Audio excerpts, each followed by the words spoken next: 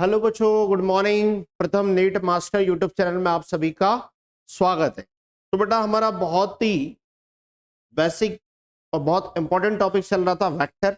Vector का हमारा first lecture हो चुका है, ठीक है ना। आज हमारा वेक्टर का सेकंड लेक्चर है। फर्स्ट लेक्चर की हम बात कर चुके हैं। फर्स्ट लेक्चर में हमने देखा है कि वेक्टर क्वांटिटी, स्केलर क्वांटिटी क्या होती है, वेक्टर क्वांटिटी क्या होती है, आ गई बात समझ में, वेक्टर को कैसे रिप्रेजेंट करते हैं, ये सारी चीजें मैं आपको बता चुका हूं फर्स्ट लेक्चर में। हाँ या ना। चलिए, आज का हमारा जो टॉपिक है बेटा वो है टाइप्स ऑफ वेक्टर। वेक्टर के टाइप्स क्या क्या है, ठीक है। तो पहला है इक्वल वेक्टर। अगर बेटा दो वेक्टर एक दूसरे के इक्वल है, ठीक है ना, तो वेक्टर ए अगर वेक्टर बी के इक्वल है, ठीक है ना, तो क्या होता है, तो जरा देखिएगा। इक्वल वेक्टर फर्स्ट टाइप क्या आता है, इक्वल वेक्टर। तो उसका मैग्नीट्यूड और डायरेक्शन दोनों के हिसाब से वो कैसा होगा, इक्वली होगा। यानी वेक्टर ए और वेक्टर बी ये डायरेक्शन वाइज भी इक्वल है, और वेक्टर ए का magnitude equal to vector B का मैग्नीट्यूड, ये मैग्नीट्यूड वाइज भी इक्वल है। इसको हम क्या कहते हैं, इक्वल वेक्टर। फॉर एग्जांपल, एक व्यक्ति 4 मीटर इधर गया, दूसरा भी 4 मीटर इधर ही गया, है ना। ये है ए और ये बी, मतलब दोनों कहां जा रहे हैं, हमारे पास सेम डायरेक्शन में। तो ये कैसा वेक्टर हो गया बेटा, इक्वल वेक्टर। तो जब भी दो वेक्टर सेम डायरेक्शन में होंगे और उनका मैग्नीट्यूड सेम होगा तो वो हमारे लिए क्या कहलाएंगे, इक्वल वेक्टर। आ गई बात समझ में, वो हमारे लिए क्या कहलाएंगे, इक्वल वेक्टर। तो two vector A and B are said to be equal, they have equal magnitude and same direction. आ गई मेरी बात समझ में, जिनका मैग्नीट्यूड और डायरेक्शन दोनों क्या हो, सेम। नेक्स्ट बेटा पैरेलल वेक्टर। तो two vector A and B are said to be parallel. दो वेक्टर्स पैरेलल कब होते हैं, बोथ हैव सेम डायरेक्शन, या one vector is scalar positive non zero multiple of another vector, ठीक है ना। दो वेक्टर एक दूसरे के कैसे हो, पैरेलल हो। तो पैरेलल में क्या होता है, सेम डायरेक्शन। तो ये कैसा वेक्टर हो गया बेटा, पैरेलल वेक्टर, है ना। कैसा वेक्टर हो गया हमारे पास, ये पैरेलल वेक्टर। अब इसका मैग्नीट्यूड 4 मीटर है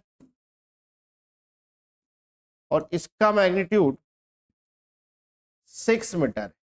यानी वेक्टर ए का मैग्नीट्यूड 4 मीटर, वेक्टर बी का मैग्नीट्यूड 6 मीटर, बट दोनों का है सेम डायरेक्शन में। तो डायरेक्शन वाइज सेम है, बट दोनों का क्या मैग्नीट्यूड इक्वल है, तो ए इक्वल नहीं है बी के। रखा है ना, कैसा वेक्टर हो गया, पैरेलल। अब देखिए क्या ये भी पैरेलल वेक्टर है,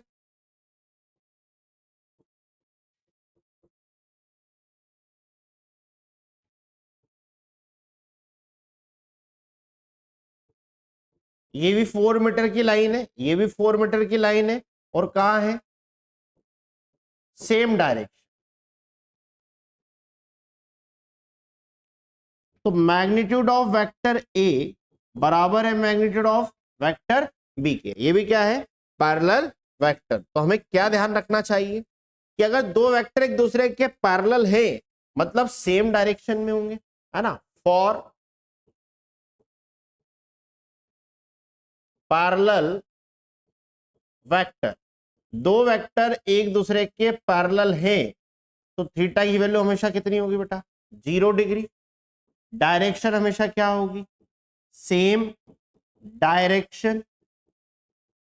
डायरेक्शन हमेशा क्या होगी, first point, second point, direction हमेशा क्या होगी, सेम डायरेक्शन। मैग्नीट्यूड मैग्नीट्यूड में B equal.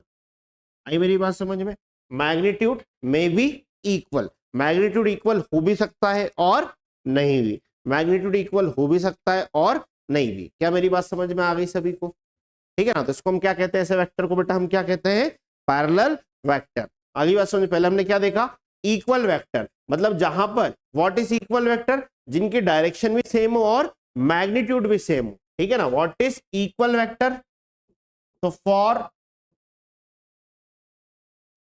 Equal vector, first point,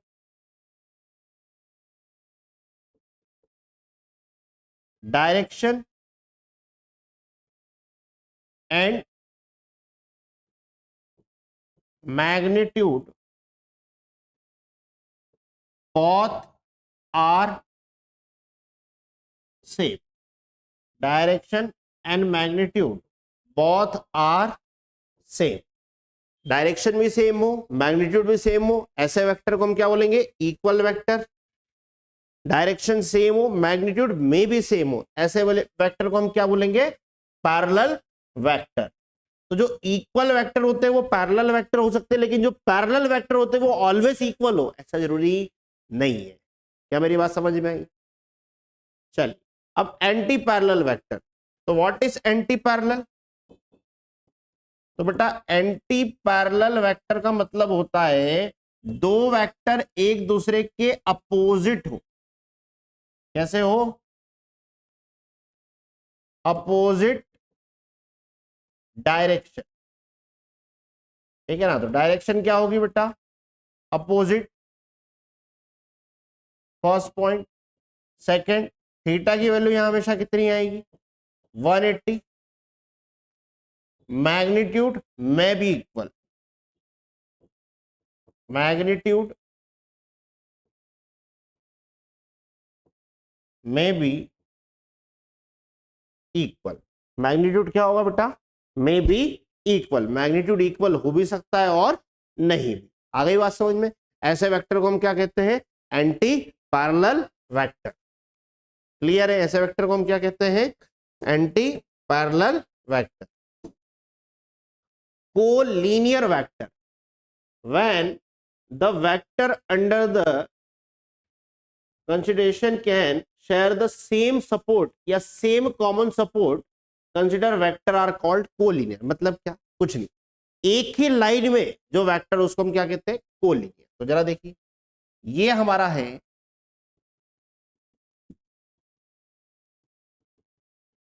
इसको हम क्या बोलेंगे,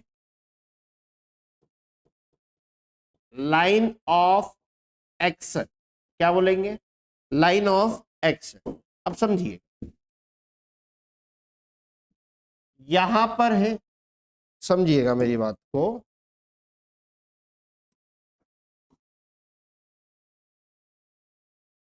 यहां पर है वेक्टर ए, यहां पर है वेक्टर बी, यहां पर है वेक्टर सी, यहां पर है वेक्टर डी। तो vector A comma vector B comma vector C comma vector D are same line of action, यानी सबके सब कहां है, एक ही लाइन में, सबके सब कहां है, एक ही लाइन में। तो ऐसे वेक्टर को हम क्या कहते हैं, कोलिनियर वेक्टर। ऐसे वेक्टर को क्या कहते हैं, कोलिनियर वेक्टर, है ना। और same line of action, it is called collinear vector. अब यहां पे कोई वेक्टर है ई,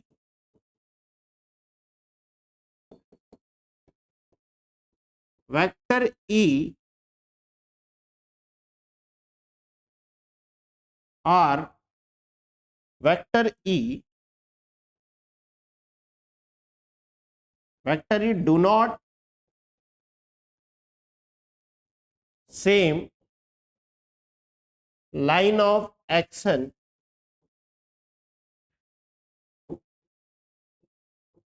it is non collinear vector, it is non collinear vector. क्या मेरी बात समझ में आ गई? मतलब जो एक ही लाइन में वेक्टर है वो कैसे होंगे? Collinear vector. Collinear vector angle of collinear vector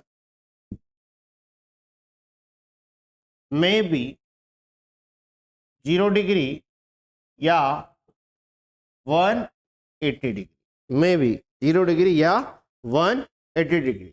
आ गई मेरी बात समझ में? चल नेक्स्ट, जीरो वेक्टर। तो ऐसा वेक्टर जिसका मैग्नीट्यूड 0 हो, है ना, उसको हम क्या कहते हैं? जीरो वेक्टर कहते हैं। फॉर एग्जांपल वेक्टर ए बराबर 4i के, वेक्टर बी बराबर -4i के, तो वेक्टर सी बराबर आपसे बोला गया है a प्लस बी, है ना, आपसे क्या बोला है? a plus B. तो आपसे पूछा है find vector C. Option A 0, option B 2, option C 8 और ऑप्शन डी 0 वेक्टर। ठीक, तो बेटा अभी बताया वेक्टर सी बराबर vector A plus vector B, तो सी बराबर ये है 4i के -4i के, ये क्या हो गया? 0। तो 0 बोलना सही नहीं है, इसको क्या बोलना पड़ेगा? 0 वेक्टर। यानी ऑप्शन क्या आएगा? डी। ज्यादा मेजोरिटी में कौन सही है? 0 वेक्टर। तो 0 वेक्टर का हमेशा मैग्नीट्यूड ऑलवेज 0। क्या याद रखना है? नोट, 0 वेक्टर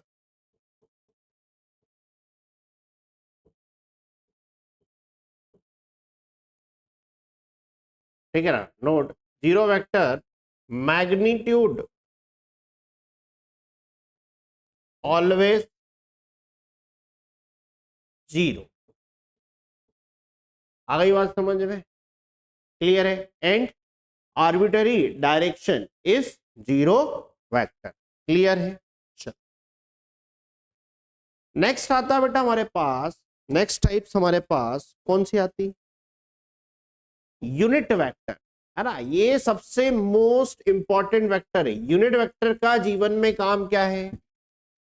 डायरेक्शन बताना। यूनिट वेक्टर का काम है, यूनिट वेक्टर का काम है डायरेक्शन बताना। ठीक है ना, क्या काम है? डायरेक्शन बताना। बहुत इंपॉर्टेंट है। यूनिट वेक्टर का हमेशा क्या काम होता है बेटा? डायरेक्शन बताना होता है। तो जो यूनिट वेक्टर होता है उसका जो मैग्नीट्यूड होता है हमेशा यूनिट होता है, मतलब 1।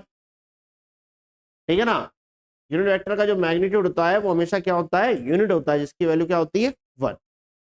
तो देखिएगा, फॉर यूनिट वेक्टर, पहला point, magnitude of unit vector, magnitude of unit vector always 1। क्या होता है? 1 होता है। यूनिट वेक्टर को किससे रिप्रेजेंट करते हैं? कैप से। किससे रिप्रेजेंट करते हैं? कैप से। तो यूनिट वेक्टर का जो मैग्नीट्यूड होता है वो हमेशा क्या होता है बेटा? 1 होता है। अब मैंने आपको बताया था किसी भी वेक्टर क्वांटिटी को कैसे रिप्रेजेंट किया जाता है। तो वेक्टर ए बराबर, एक तो उसके पास डायरेक्शन होगी और दूसरी मैग्नीट्यूड होगा, दूसरी क्या? डायरेक्शन। तो डायरेक्शन के लिए क्या लगाते हैं? कैप। तो यूनिट वेक्टर को कैसे रिप्रेजेंट करते हैं? कैप से। कैसे रिप्रेजेंट करते हैं? कैप से। कैसे रिप्रेजेंट करते हैं? कैप से। तो यहां पर हमारे पास यूनिट वेक्टर बराबर कितना आ गया? Vector A upon mod. जैसे मुझे वेक्टर बी का यूनिट वेक्टर चाहिए, find unit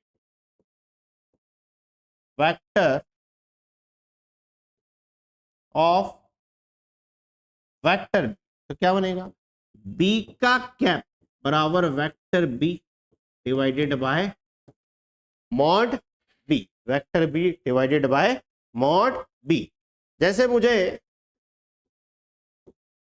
A plus B vector है, इसका यूनिट वेक्टर चाहिए, तो ए प्लस बी का यूनिट वेक्टर बराबर vector A plus B divided by mod A plus B. मुझे आर का यूनिट वेक्टर चाहिए, आर बराबर vector A minus vector B, तो क्या लिख सकता हूं, आर का कैप बराबर vector R upon mod R, या आर का कैप बराबर आर बराबर ए माइनस बी, तो vector A minus vector B divided by mod A minus B. तो जो यूनिट वेक्टर है उसका जीवन में हमेशा काम होता है बेटा डायरेक्शन बताना, इसका जो मैग्नीट्यूड होता है बेटा वो हमेशा होता है 1। इसको किससे रिप्रेजेंट करते हैं बेटा, तो कैप से रिप्रेजेंट करते हैं। किससे रिप्रेजेंट करते हैं, कैप। किससे रिप्रेजेंट करते हैं, कैप से। आ गई बात समझ में। जैसे वेक्टर ए को हम लिख सकते हैं ए का cap vector A divided by mod A, vector B का यूनिट वेक्टर तो vector B divided by mod B. आई मेरी बात समझ में।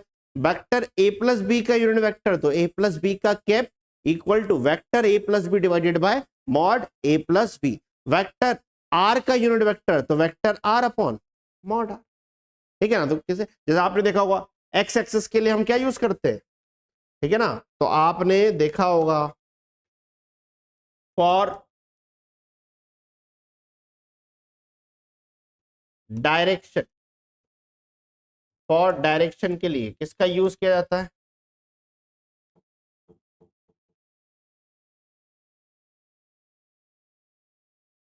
देखिएगा unit vector use for direction. आ गई बात समझ, किसके लिए यूज करते हैं बेटा अपन, डायरेक्शन के लिए।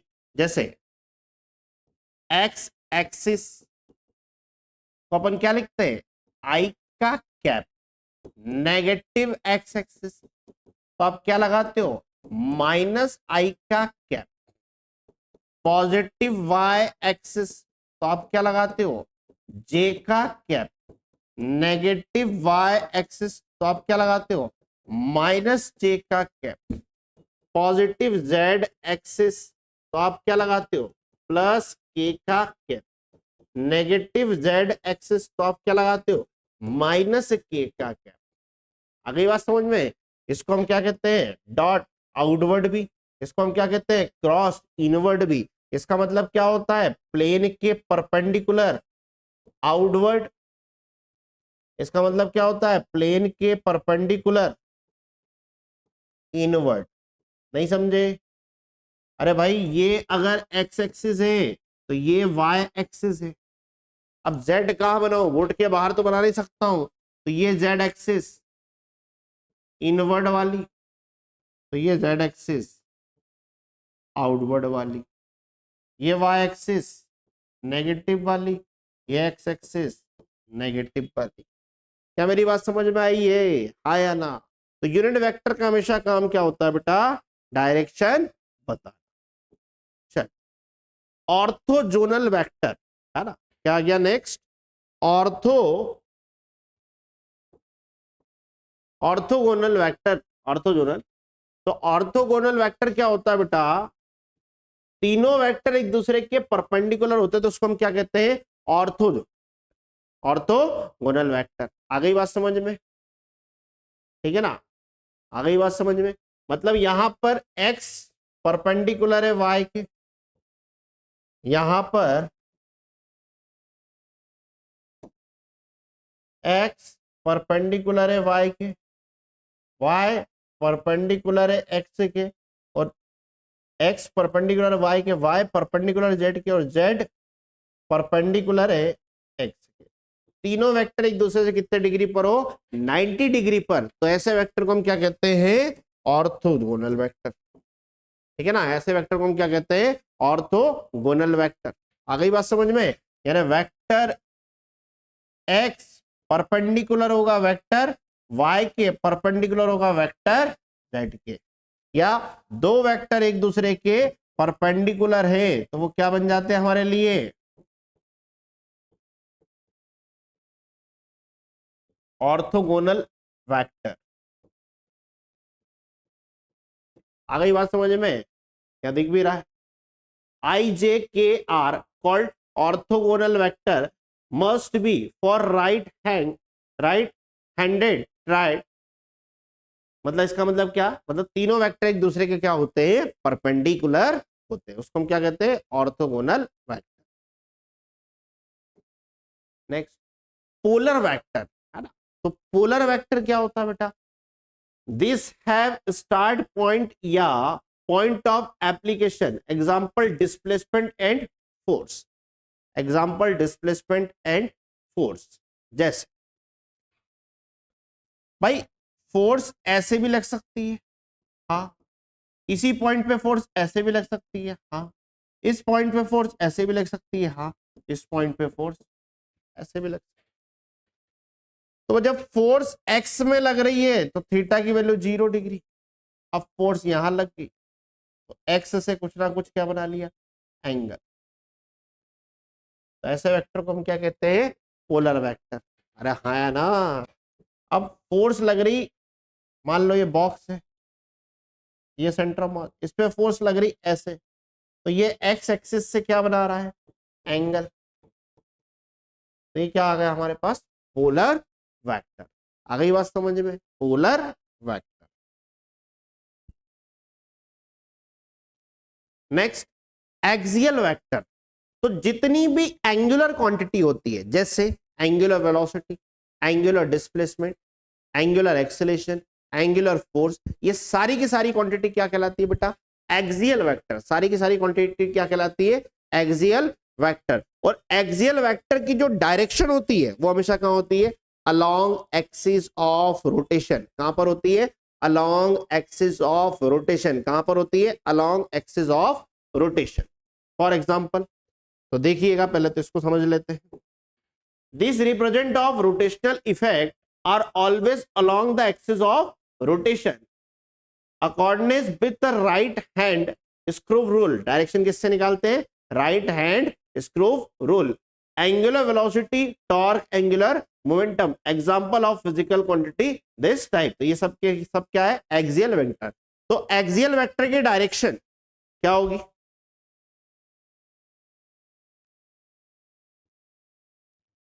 क्या होगी? नोट, ध्यान समझिए।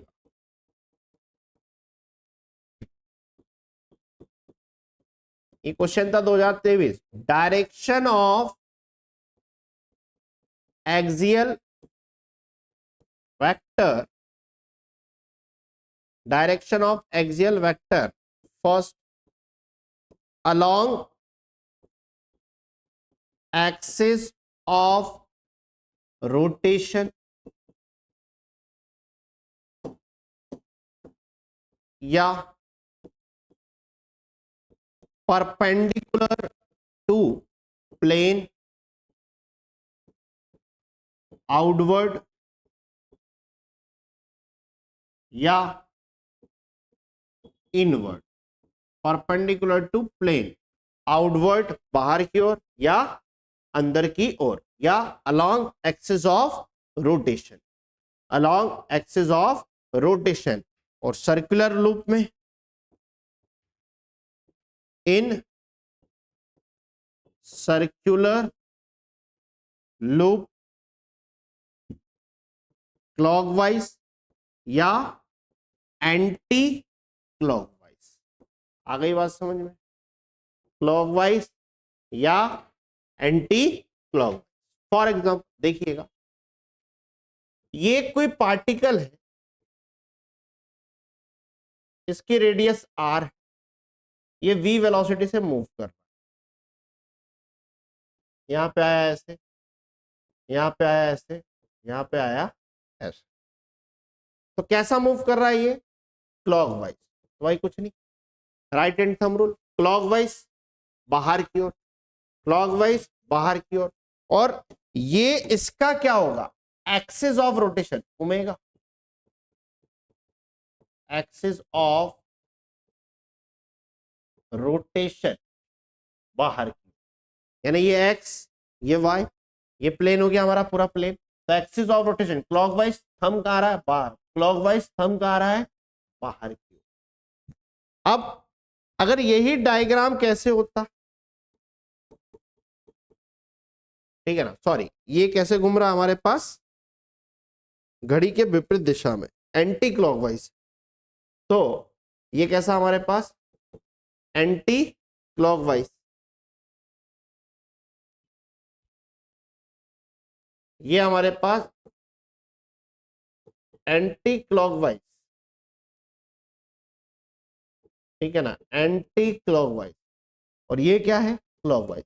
तो एंटी क्लॉकवाइज मतलब बाहर की ओर, डायरेक्शन,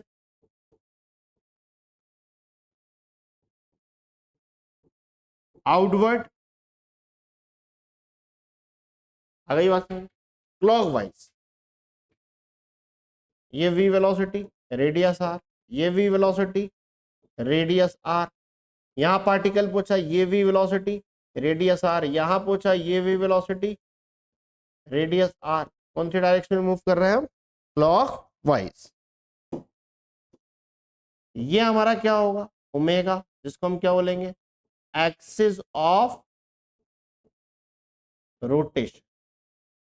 तो बेटा क्लॉकवाइज अपनी राइट हैंड, राइट हैंड किससे निकाल रहे हैं अपन direction? Right hand thumb rule, right hand thumb rule. तो क्लॉकवाइज में ये एंटी क्लॉकवाइज में चारों फिंगर को एंटी क्लॉकवाइज घुमाइए, यहाँ क्लॉकवाइज, थंब कहाँ आ रहा है? अंदर, थंब कहाँ आ रहा है? अंदर, थंब कहाँ आ रहा है? अंदर। तो यहां पर क्या होगी डायरेक्शन? इनवर्ड। आ गई बात समझ में? तो जो एक्सियल वेक्टर होता है, तो जितनी भी एंगुलर क्वांटिटी है, angular displacement, angular velocity, angular momentum, angular force, angular momentum, angular force, torque, ये सारी की सारी क्वांटिटी क्या होती है? Axial vector. और एक्सियल वेक्टर की जो डायरेक्शन होती है वो हमेशा अलोंग एक्सिस ऑफ रोटेशन, या perpendicular to plane, outward inward, या इन सर्कुलर लूप में क्लॉकवाइज या एंटी क्लॉकवाइज। मतलब क्लॉकवाइज मतलब बाहर की ओर आ जाएगी, एंटी क्लॉकवाइज मतलब अंदर की ओर आ जाएगी, सॉरी क्लॉकवाइज मतलब अंदर की ओर आ जाएगी, क्लॉकवाइज में इनवर्ट, और एंटी क्लॉकवाइज में मतलब कहां जाएगी? आउट। क्या मेरी बात समझ में आ गई? चल, तो लास्ट, को प्लेनर वेक्टर, ऐसे वेक्टर जो एक ही प्लेन में, ऐसे वेक्टर जो एक ही प्लेन में हो। फॉर एग्जांपल, ये है वेक्टर ए, ये है वेक्टर बी, ये है वेक्टर सी, ये है वेक्टर डी। तो यहां पे ये एक्स एक्सिस में, ये नेगेटिव एक्स में, ये वाई में, ये जेड एक्सिस। तो हमारा जो प्लेन है, प्लेन कौन बन रहा? एक्स और वाई, ये बना प्लेन। तो vector A comma vector B comma vector D are coplanar. A B और डी ये सबके सब कहां है? एक ही प्लेन में, तो ये क्या हो गए? Coplanar. But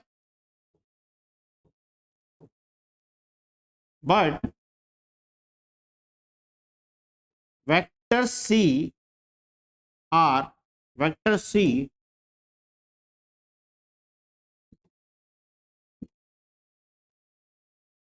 do not को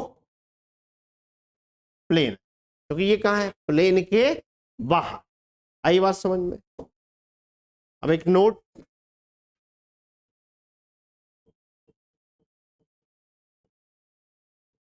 to vector are always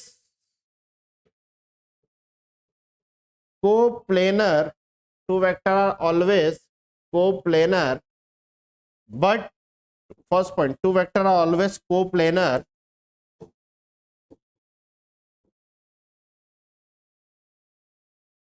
more than two vector, more than two vector are may be coplanar। आ गई मेरी बात समझ में? अगर दो वेक्टर है तो वो हमेशा बेटा कहाँ होंगे? एक ही प्लेन में। और दो से ज्यादा वेक्टर है तो वो एक प्लेन में हो भी सकते और नहीं भी। मतलब दो से ज्यादा वेक्टर है तो यहाँ दो से ज्यादा, एक दो तीन, तीनों कोप्लेनर है। पर चारों कोप्लेनर है क्या? नहीं। दो वेक्टर होते तो हमेशा कोप्लेनर, और दो से ज्यादा वेक्टर तो मे बी कोप्लेनर। क्या मेरी बात समझ में आ गई? कोई दिक्कत तो नहीं है? तो ये थे हमारे टाइप्स ऑफ वेक्टर, ये थे हमारे टाइप्स ऑफ वेक्टर। एक बार हम स्टार्टिंग से बात कर लेते हैं। इक्वल वेक्टर, जिनका मैग्नीट्यूड और डायरेक्शन दोनों सेम, मैग्नीट्यूड भी सेम हो, डायरेक्शन भी सेम हो। पैरेलल वेक्टर, डायरेक्शन हमेशा सेम होगी बट मैग्नीट्यूड में भी सेम होगा। Anti parallel vector, anti parallel vector, ठीक है ना? तो एंटी पैरेलल वेक्टर का मतलब क्या होता है? डायरेक्शन अपोजिट होगी, मैग्नीट्यूड में भी सेम, डायरेक्शन अपोजिट होगी और मैग्नीट्यूड भी में भी सेम। कोलिनियर वेक्टर, ऐसे वेक्टर जो एक ही लाइन में हो, क्या हो जाएंगे बेटा? कोलिनियर। क्या होंगे? कोलिनियर। जीरो वेक्टर, जिसका मैग्नीट्यूड क्या हो? जीरो, वो क्या कहलाता है? Zero vector. ऐसा वेक्टर जिसका मैग्नीट्यूड क्या हो हमारे पास? जीरो, वो क्या कहलाएगा? Zero vector. यूनिट वेक्टर, इसका काम क्या है? डायरेक्शन बताना। फॉर्मूला क्या होता है? Vector A upon mod A. Unit vector का मैग्नीट्यूड क्या होता है? 1। आई बात समझ में? ऑर्थोगोनल वेक्टर, ठीक है ना? तो ऑर्थोगोनल वेक्टर का मतलब क्या होता है? ऑर्थोगोनल वेक्टर मतलब जो तीन वेक्टर एक दूसरे के परपेंडिकुलर, तो वो क्या होंगे? Orthogonal. Polar vector, polar vector मतलब ऐसे वेक्टर जो, ठीक है ना, only straight line x axis से कुछ ना कुछ एंगल पर भी हो सकते हैं, वो क्या होंगे? Polar vector. एक्सियल वेक्टर, ठीक है ना? तो एक्सियल वेक्टर ऐसे वेक्टर जिनकी डायरेक्शन हमेशा कहाँ होती है? एक्सिस ऑफ रोटेशन के अलोंग होती है, ठीक है ना? एक्सिस ऑफ रोटेशन के अलोंग या प्लेन के परपेंडिकुलर, आउटवर्ड या इनवर्ड, क्या होंगे? Axial vector. और लास्ट कोप्लेनर वेक्टर, तो दो वेक्टर हमेशा कोप्लेनर होते हैं, दो से ज्यादा वेक्टर हो भी सकते हैं और नहीं। क्या मेरी बात समझ में आ गई? कोई दिक्कत तो नहीं है? तो हम टाइप्स ऑफ वेक्टर की बेटा हम बात कर चुके हैं, बाकी हम नेक्स्ट लेक्चर में देखेंगे और भी आगे की कहानी, ठीक है ना? तो आगे हम नेक्स्ट लेक्चर में पढ़ेंगे वेक्टर एडिशन लॉ, मैग्नीट्यूड कैसे फाइंड करते हैं, यूनिट वेक्टर कैसे निकालते हैं, हम सारी चीजें देखेंगे। तो यहां तक सभी को बने रहने के लिए बहुत बहुत धन्यवाद। थैंक यू सो मच, ठीक है ना? तो प्रॉपर देखिएगा, कोई दिक्कत हो तो मुझे आप बताइएगा कमेंट करके, ठीक है ना? उस टॉपिक को अपन और सिंपल बना देंगे, ठीक है ना? जहां पर भी आपको लेक्चर में दिक्कत आई।